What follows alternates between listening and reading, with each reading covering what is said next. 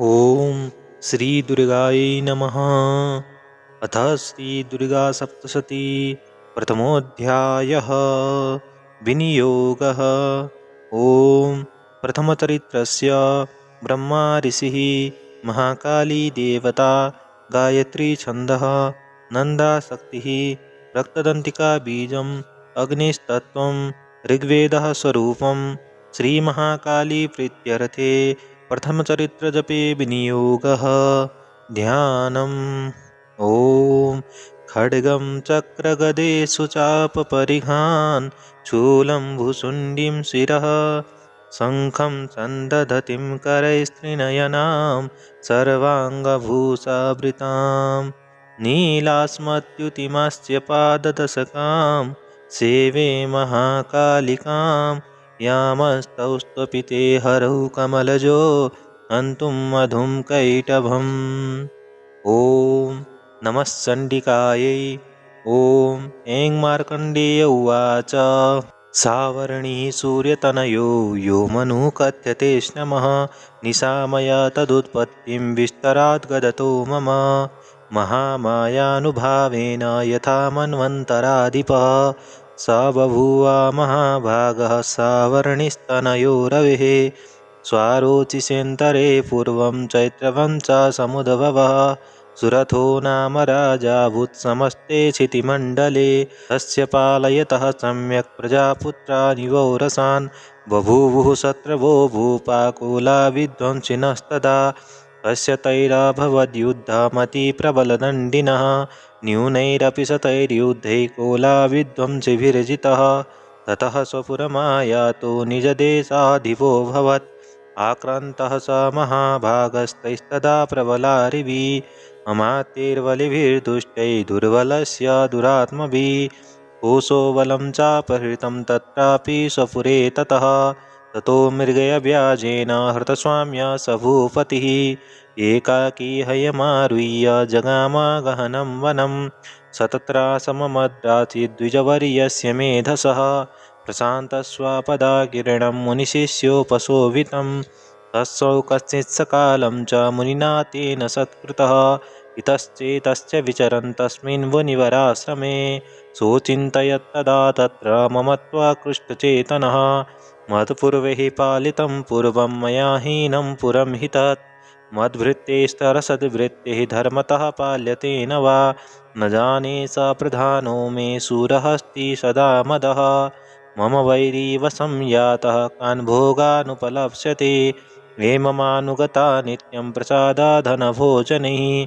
अनुवृत्तिं ध्रुवं तेद्य कुर्वन्त्यन्यमहीभृतान्, असक्म्यव्ययशीलस्तैः कुर्वद्भिः सततं व्ययं, सञ्चितः सोऽति दुःखेन क्षयं कोशो गमिष्यति, एतच्चान्यच्च सततं चिन्तयामास पार्थिवः, तत्र विप्रासमाभ्यासे वैश्यमेकं ददर्श सः, सफिष्टस्तेन कस्त्वं भो हेतुश्चागमनेऽत्र कः, सशोक इव कस्मात् त्वं दुर्मना इव लक्ष्यसे, इत्याकर्णवचस्तस्य भूपतेः प्रणयोदितं, प्रत्युवाच शतं वैश्यः प्रशयावनतो नृपम्। वैश्य उवाच। समाधिर्नाम वैश्योऽहमुत्पन्नो धनिनां कुले, पुत्रदारे निरतश्च धनलोभादसाधुभिः, विहीनस्य धनैर्दारैः पुत्रैः दादाय मे धनं, वनमभ्यागतो दुःखी निरश्चाप्तबन्धुभिः, सोऽहं न वेद्मि पुत्राणां कुशलाकुशलात्मिकां, प्रवृत्तिं स्वजनानां च दाराणां चात्र संस्थितः, किं नु तेषां गृहे क्षेममक्षेमं किं नु साम्प्रतं, कथं ते किं नु सद्वृत्ता दुर्वृत्तः किं नु मे सुतः। राजोवाच। येर्निरस्तो भवान् लुब्धैः पुत्रदारादिभिर्धनैः, तेषु किं भवतः स्नेहमनुवदनाति मानसं। वैश्य उवाच। एवमेतद्यथा प्राह भवानस्मद्गतं वचः, किं करोमि न वदति मम निष्ठुरतां मम, ये सन्तीज्यं प्रति स्नेहं धनलोब्धे निराकृतः, पतिस्वजनहार्दं च हार्दितेत्येव मे मनः, किमेतन्नाभिजानामि जानन्नपि महामते, यत्प्रेमप्रवणं चित्तं विगुणेष्वपि बन्धुषु, तेषां कृते मे निःश्वासो दौर्मनस्यं च जायते, करोमि किं यन्न मनस्ते स्वप्रीतिषु निष्ठुरं। मार्कण्डेय उवाच ततस्तौ सहितौ विप्र तं मुनिसमुपस्थितौ समाधिर्नाम वैश्योऽसौ स च पार्थिवसत्तमः कृत्वा तु तं यथा न्यायं यथार्हं तेन संविदम् उपविष्टौ कथा कश्चित् चक्रतुर्वैश्यपार्थिवौ। राजोवाच भगवस्त्वामहं प्रष्टुमिच्छामेकं वदस्व तत् दुःखाय येन मे मनसः स्वचित्ता यत्ततां विना मम त्वं गतराजस्य राजाङ्गेष्वखिलेष्वपि जानतोऽपि यथाज्ञस्य किमेतन्मुनिसत्तम अयं च निकृतः पुत्रैः दारैर्भृत्यैस्तथोज्झितः स्वजनेन च सन्त्यस्तेषु हार्दि तथाप्यति एवमेष तथाहं च द्वावप्यत्यन्तदुःखितौ दृष्टदोषेऽपि विषये मम त्वाकृष्णमानसौ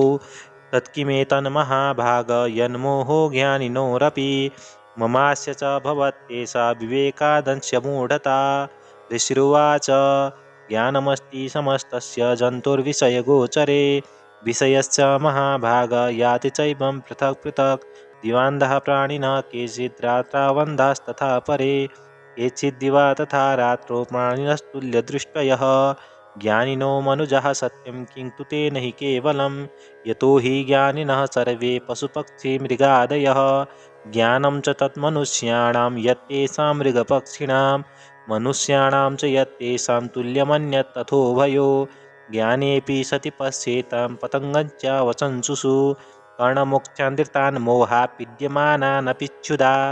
मानुषा मनुजा व्याघ्रासा विलासा सुतान् प्रति लोभान् प्रत्युपकाराय नन्वेतान् किं न पश्यसि तथापि ममता वर्ते मोहगर्ते निपातिता महामाया प्रभावेन संसारस्थितिकारिणा तन्नात्र विस्मयः कार्यो योगनिद्रा जगत्पतेः महामाया हरैश्चैषा तया सम्मोह्यते जगत् ज्ञानिनामपि चेतांसि देवी भगवती हि सा बलादाकृष्य मोहाय महामाया प्रयच्छति तया विसृज्यते विश्वं जगदेतच्चराचरं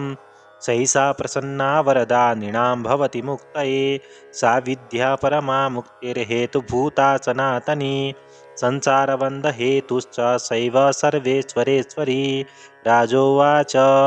भगवन् का हि सा देवी महामायेति यां भवान् ब्रवीति कथमुत्पन्ना सा कर्मास्याश्च किं द्विज यत्प्रभावा च सा देवी यत्स्वरूपा यदुद्भवा तत्सर्वं श्रोतुमिच्छामि तत्तो ब्रह्म विदाम्बर। ऋषिरुवाच नित्येव सा जगन्मूर्तिस्तया सर्वमिदं ततः तथापि तत्समुत्पत्तिर्बहुधा श्रूयतां मम देवानां कार्यसिद्ध्यर्थम् आविर्भवति सा यदा उत्पन्नेति तदा लोके सा नित्याप्यविधीयते योगनिद्रां तदा विष्णुर्जगत्ते कारणविकृते आस्तिर्यशेषमभजत् कल्पान्ते भगवान् प्रभुः तदा द्वावसुरौ घोरौ विख्यातौ मधुकैटवौ विष्णुकर्णमलोद्भूतौ हन्तुं ब्रह्माणमुद्यतौ सनाभिकमले विष्णुः स्थितो ब्रह्मा प्रजापतिः दृष्ट्वा तावसुरौ चोग्रौ प्रसूतं च जनार्दनं तुष्टावयोगनिद्रां ताम् एकाग्रहृदयस्थितः विबोधनार्थाय हरेर्हरिनेत्रकृतालयां विश्वेश्वरीं जगद्धात्रीं स्थितिसंहारकारिणीं निद्रां भगवतीं विष्णुरतुलां तेजसा प्रभो। ब्रह्मोवाच त्वं स्वहा त्वं स्वधा त्वं हि वषट्कारः स्वरात्मिका सुधा त्वमक्षरे नित्ये त्रिधा मात्रात्मिका स्थिता अर्धमात्रा स्थिता नित्या यानुच्चार्या विशेषतः त्वमेव सन्ध्या सावित्री त्वं देवी जननी परा त्वयेतद्धार्यते विश्वं त्वयेतत्सृज्यते जगत् त्वयेतत्पाल्यते देवी त्वमस्यन्ते च सर्वदा विशिष्टौ सृष्टिरूपा त्वं स्थितिरूपा च पालने तथा संहृतिरूपान्ते जगतोऽस्य जगन्मये महाविद्या महामाया महामेधा महास्मृति महामोहा च भवति महादेवी महासुरी प्रकृतिस्तुं च सर्वस्य गुणत्रयविभाविनी कालरात्रिर्महारात्रिर्मोहरात्रिश्च दारुणा त्वं श्री त्वमीश्वरी त्वं ह्रीस्त्वं बुद्धिर्बोधलक्षणा लज्जा पुष्टिस्तथा तुष्टि त्वं शान्ति शान्तिरेव च खड्गिनी शूलिनी घोरा गदिनी चक्रिणी तथा शङ्खिनी चापिनी वाण भुसुण्डी परिघायुधा सौम्या सौम्यतरा शेष सौम्ये बृहस्पति सुन्दरी परापराणां परमा त्वमेव परमेश्वरी यच्च किञ्चित् क्वचिदस्तु सदसत्त्वाखिलात्मिके तस्य सर्वस्य या शक्तिस्तात्वं किं स्तूयसे तदा या त्वया जगत्स्रष्टा जगत्पात्यति यो जगत् सोऽपि निद्रावसंनीतः कस्त्वं तु महेश्वर विष्णु शरीरग्रहणमहमीशान एव च कारितास्ते यतोस्तस्त्वं कस्तोत्तुं शक्तिमान् भवेत् सा त्वमित्थं प्रभावैश्वैरुदारैर्देवि संस्तुता मोहयेतो दुराधर्षा वसुरौ मधुकैटभौ प्रबोधं च जगत्स्वामी नियतामच्युतो लघु बोधश्च क्रियतामस्य हन्तुमेतो महासुरौ ऋषिरुवाच एवं स्तुता तदा देवी तामसी तत्र वेदसा विष्णुः प्रबोधनार्थाय निहन्तुं मधुकैटभौ नेत्रास्य नासिका बाहु हृदये व्यस्तस्थो रसः निर्गम्य दर्शने तस्थौ ब्रह्मणो व्यक्तजनमनः उत्तस्थौ च जगन्नाथस्तया मुक्तो जनार्दनः एकार्णवे हि शयनात् ततः स ददृशे च तौ मधुकैटभौ दुरात्मानवतिवीर्य पराक्रमौ क्रोधरक्ते क्षणावत्तुं ब्रह्मणं जनितोद्यमौ समुत्थाय ततस्ताभ्यां युयुधे भगवान् हरिः पञ्चवस्त्रसहस्राणि बाहुप्रहरणो विभुः तावप्यतिबलोन्मत्तौ महामाया विमोहितौ उक्तवन्तौ वरस्मत्तौ प्रियतामिति केशवं श्रीभगवानुवाच भवेतामद्य मे तुष्टो मम वद्या भुवामपि किमन्येन वरेणात्र एतावद्विवृतं मम ऋषिरुवाच वञ्चिताभ्यामिति तदा सर्वमापोमयं जगत् विलोक्यताभ्यं गदितो भगवान् कमलेक्षणः आवां जहीन यत्रोर्विसलिलेन परिप्लुता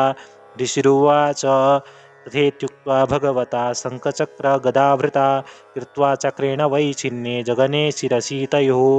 एवमेषा समुत्पन्ना ब्रह्मणा संस्तुता स्वयं प्रभावमस्या देव्यास्तु भूय शृणु वदामि ते